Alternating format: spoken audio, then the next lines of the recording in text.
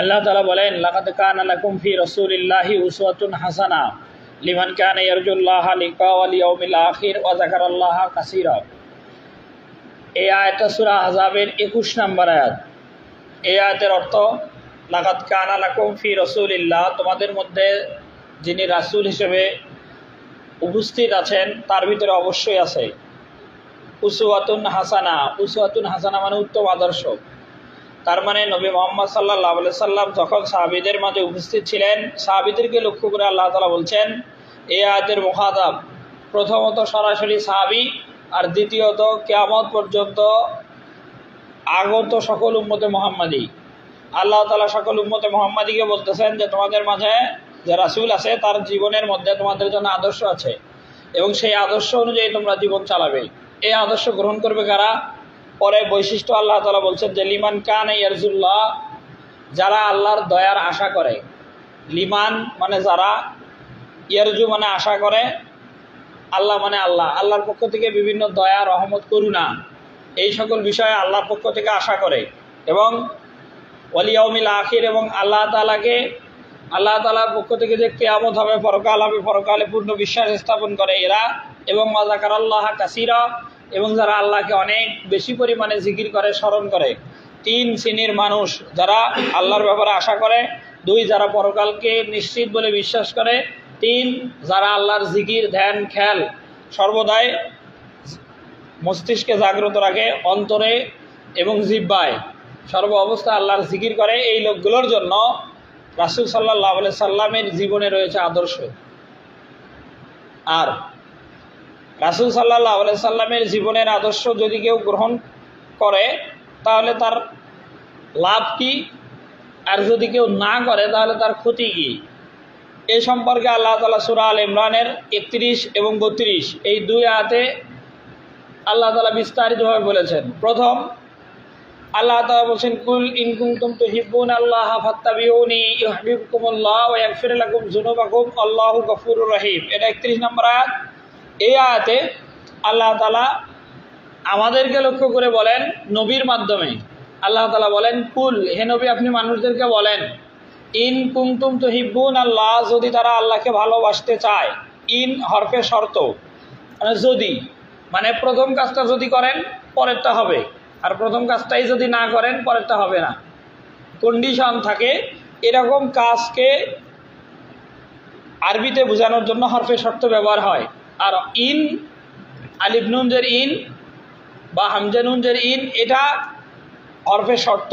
আল্লাহ তাআলা বলেন, ইন কুনতুম তুহিব্বুনাল্লাহ, ইন যদি, কুনতুম তোমরা, তুহিব্বুনাল্লাহ আল্লাহকে ভালোবাসো, মানে আমরা যদি মনে করি, দাবি করি যে আমি আল্লাহকে ভালোবাসি, এই দাবি যদি আমরা করি তাহলে আমাদের জন্য করণীয় কাজ হলো, আল্লাহ তাআলা তার হাবিবের মাধ্যমে বলাচ্ছেন যে ফাত্তাবিউনি, সে যেন রাসূলের অনুসরণ করে।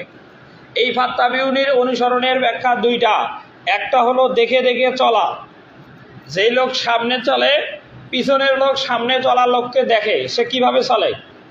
এটা যেমন বিভিন্ন বাহিনীতে আছে, যারা কমান্ডার, যারা যখন ট্রেনিং করে সামনের জন যেভাবে করে পিছনের জন হুবহু তার অনুসরণ করে, এটাকে তাবউন আরবিতে বলা যাবে। আর রাসূল যে জামানায় দুনিয়াতে আসেন সেই জামানায় সাহাবীরা রাসূলকে সামনে দেখেন, কোন ইবাদত, কোন আমল, কোন লেনদেন, কোন চলাফেরা, কোন কথা বলা, মানে সামগ্রিক বিষয়টা রাসূল কিভাবে করেন সাহাবীরা ঠিক সেইভাবেই করেন। আর এটাই হলো তাবউন। এ কারণে সাহাবীদেরকে লক্ষ্য করে রাসূল সাল্লাল্লাহু আলাইহি সাল্লাম নামাজের ব্যাপারে বলেন, সল্লু কামা রাআইতুমুনি উসাল্লি, আমি যেভাবে নামাজ পড়ি তোমরা সেইভাবে আমাকে দেখে নামাজ পড়ো। যদি ওইভাবে হয় তাহলে রাসূলের অনুসরণ করা হলো। এটা রাসূলের জামানার সাথে ব্যাখ্যা। আর শেষ জামানা বা আমাদের সময়ের ব্যাখ্যা হলো রাসূলের রেখে যাওয়া সুন্নত। রাসূলের রেখে যাওয়া সুন্নত তথা কোরআন এবং হাদিস আমাদের সামনে মজুদ। কোরআন এবং হাদিসে রাসূল সাল্লাল্লাহু আলাইহি সাল্লাম আল্লাহর হুকুমগুলো কিভাবে বাস্তবায়ন করেছেন সেগুলোর পূর্ণাঙ্গ বিবরণ আছে। সেগুলো অনুযায়ী আমাদের জীবনটাকে সুন্দর করে চালানো। যদি আমরা দাবি করি এই জামানাতে এসে যে আমি আল্লাহকে ভালোবাসি, তাহলে আমার করণীয় হবে হাদিস এবং সুন্নাহর উপরে থেকে পূর্ণ জ্ঞান অর্জন করে রাসূল কিভাবে তার জীবনের নবুয়তির 23 বছর পালন করেছেন সেটা জেনে ঠিক সেইভাবেই আমল করা। ইন কুনতুম তুহিব্বুন আল্লাহ, যদি তোমরা আল্লাহকে ভালোবাসো তাহলে ফাত্তাবিউনি, আমার অনুসরণ করো। রাসূল বলছেন যদি কেউ রাসূলের অনুসরণ করে আল্লাহকে ভালোবাসার দাবি পূরণের জন্য, তাহলে পরের কথা আল্লাহ তাআলা নিজেই বলতেছেন যে ইউহিব্বুকুমুল্লাহ, আল্লাহ নিজের থেকে এই লোকটাকে ভালোবাসবেন। তার মানে যারা সুন্নতি জিন্দেগির ওপরে আমল করে এই লোকটাকে আল্লাহ নিজেই ভালোবাসে। হয়তোবা সমাজের চিত্র ভিন্ন, ইয়ং বয়সে কেউ যদি দাড়ি রাখে সমাজের লোক তাকে নিয়ে বিভিন্ন তুচ্ছ তাচ্ছিল্য করে, যে দাড়ি রাখছে, বড় জুব্বা বা বড় গোল পাঞ্জাবি পরে একে নিয়ে তুচ্ছ তাচ্ছিল্য করা হয় গ্রামে শহরে, বন্ধু বান্ধবের ভিতরে, আত্মীয় স্বজনের ভিতরে, যে এই ছেলে হুজুর হয়ে গেছে। আসলে এরকম না, বরং মূলের বিষয়টা হলো সে জুব্বা পড়তেছে রাসূলের সুন্নত হিসাবে, টুপি পড়তেছে রাসূলের সুন্নত হিসাবে, দাড়ি রাখতেছে সুন্নত হিসাবে। এই আমলগুলো যদি সে আল্লাহর জন্যই রাখে, তাহলে আল্লাহ রাসূলের অনুসরণ হিসেবে সুন্নত হিসেবে পালনের জন্য করে, তাহলে আল্লাহ তাআলা বলছেন যে ইউহিব্বুকুমুল্লাহ, আল্লাহ ওই লোকটাকে ভালোবাসবে। যখন কোনো লোককে আল্লাহ নিজের থেকে ভালোবাসবে তার থেকে আর কি পাওয়ার হতে পারে? আল্লাহ তাআলা বলছেন যে ইউহিব্বুকুমুল্লাহ, আল্লাহ নিজে ওই লোকটাকে ভালোবাসবেন, এটা প্রথম। দ্বিতীয়ত ওয়াগফির লাকুম যুনুবাকুম, এই লোকটার যদি সুন্নত যে লোকটা পালন করতেছে এই লোকটার যদি কোনো গুনাহ থেকে থাকে, ওয়াগফির লাকুম, আল্লাহ নিজের থেকেই তার গুনাহগুলো মাফ করে দেবেন। এই আয়াত থেকে যেটা কথা, রাসূলের আদর্শ অনুযায়ী কেউ যদি জীবন চালায় তাহলে তার দুইটা লাভ।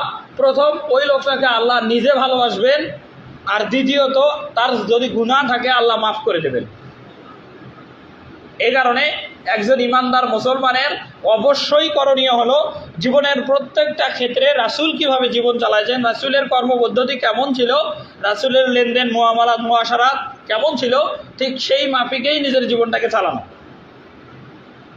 আয়াতের শেষ কথা, আল্লাহু গফুরুর রহিম, আল্লাহ তাআলা হলেন বান্দার উপরে ক্ষমাশীল এবং বান্দার উপরে দয়াবান।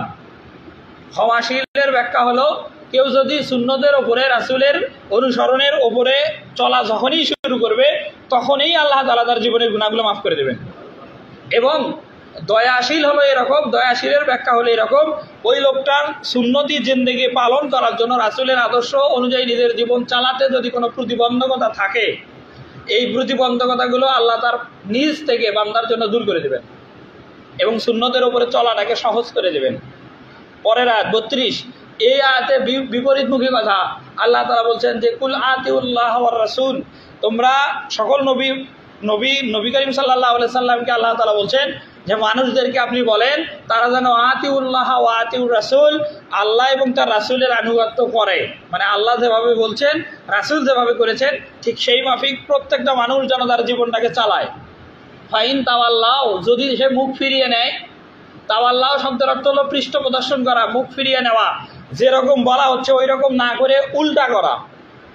আল্লাহ তাআলা বলতেছেন যে আল্লাহর হুকুম মানো রাসূলের তরিকার উপরে, রাসূলের সুন্নতের উপরে, কিন্তু দেখা যাচ্ছে একজন মানুষ আল্লাহর হুকুম মানতেছে না, রাসূলের তরিকার উপরে নিজের জীবন চালাচ্ছে না, তার মানেই সে এই বিষয়গুলো থেকে মুখ ফিরিয়ে নিল, উল্টা মুখে চলে গেল, পৃষ্ঠ প্রদর্শন করলো।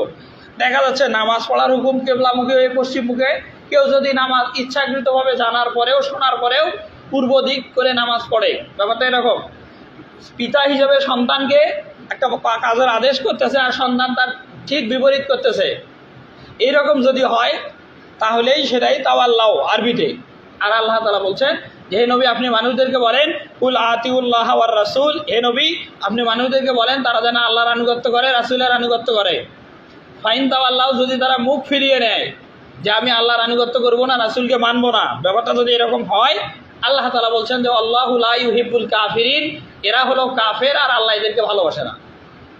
তাহলে এই দুই আয়াতকে সামনে রেখে আমরা বলতে পারি যারা রাসূলের অনুকরণ করে আল্লাহ তাদেরকে নিজের থেকে ভালোবাসে, আর যারা আল্লাহ এবং তার রাসূলের অনুকরণ করে না আল্লাহ তাদেরকে ভালোবাসে না। আর আল্লাহ তাদেরকে ভালোবাসে না, তাদের ইহকাল পরকাল অবশ্যই বরবাদ।